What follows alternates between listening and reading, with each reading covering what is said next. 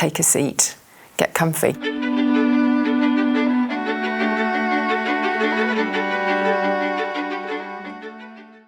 Hi, my name's Ruth Crilly and I am a model, writer and online content creator. I tend to use it almost, I won't say like a medicine, but for certain things. So if I need to pick myself up, or if I want to add to the excitement of getting dressed up to go out, for me it's a real event to think about what scent I'm going to use, or to spray a scent in the bedroom, or to spray a pillow spray, whatever it is that I'm using. And I think for me, everything that I use has some element of nostalgia, so it will be really sparking off some kind of emotion.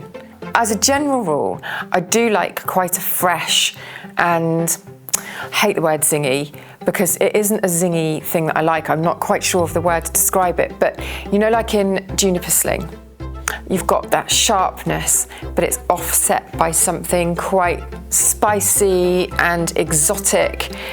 I like there to be a good complex mix. And it's interesting actually, because that one doesn't really have that cuddly, soft-edged powderiness to it at all. That's missing completely from that.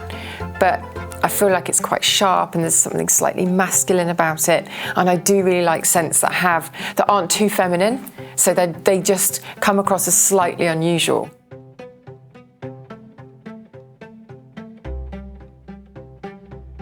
Okay. That is really familiar. What is that? I once went to this restaurant, just go off on a tangent. You ate without being able to see anything.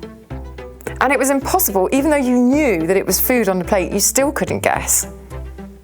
Oh, I want to say it's like soil or something, or... No, it's not there, is it? What is it? Am I close? Stop laughing. Okay. Oh, it's tea! I was going to say tea. I wasn't. Soil, close.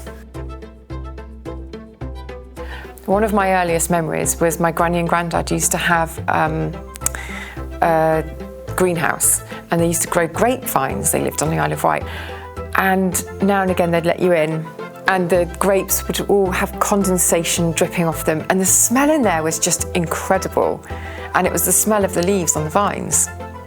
And I think it's there's something very base and powerful about the scent that's really grounding. It almost feels like you're going to be sort of swallowed up into the earth or something. And so I think that notes in fragrances that remind me of that are very appealing.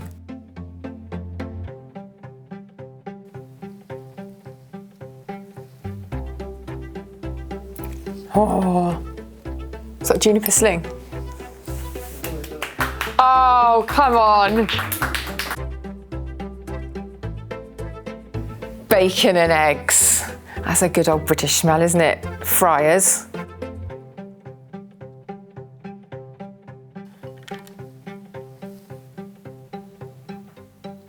Licorice all sorts.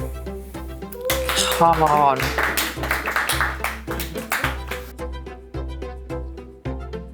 Everybody in my village and a lot of people in the countryside do have fires, because that's just how you heat your home, because we're almost off grid, so we don't have gas. And everyone in the winter, all the smoke's curling out of the chimneys and you smell that smell from miles away. And that's just a lovely, it's quite a comforting smell, and you know that there's life. And because it can also be quite isolating, being in the country. So when you see smoke coming out, it's almost like people have got their flag up to say they're home, And so that smell for me is really powerful. And I actually am really drawn to scents that are almost like those fireside kind of smells.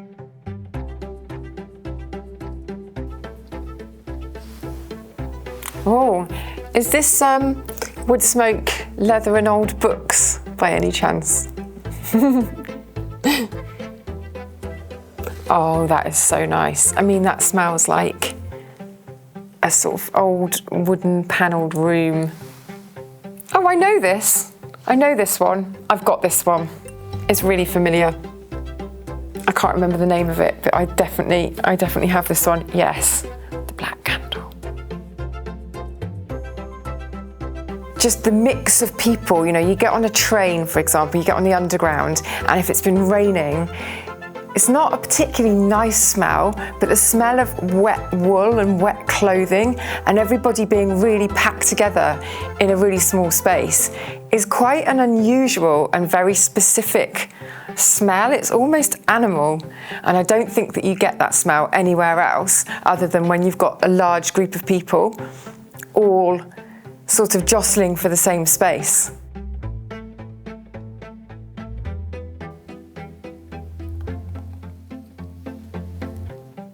Oh my God, what's that? I feel like that is mud. It's mud.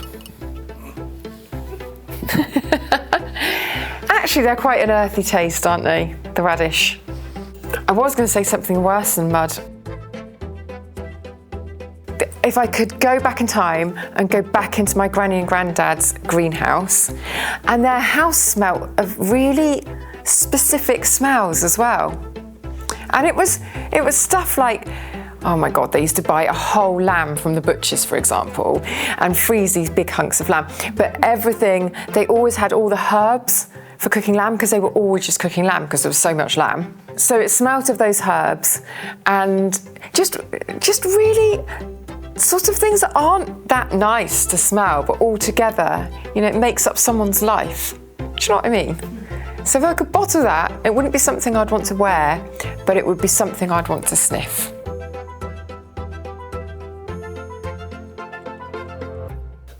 No, I'm like a useless retired sniffer dog here. There is nothing.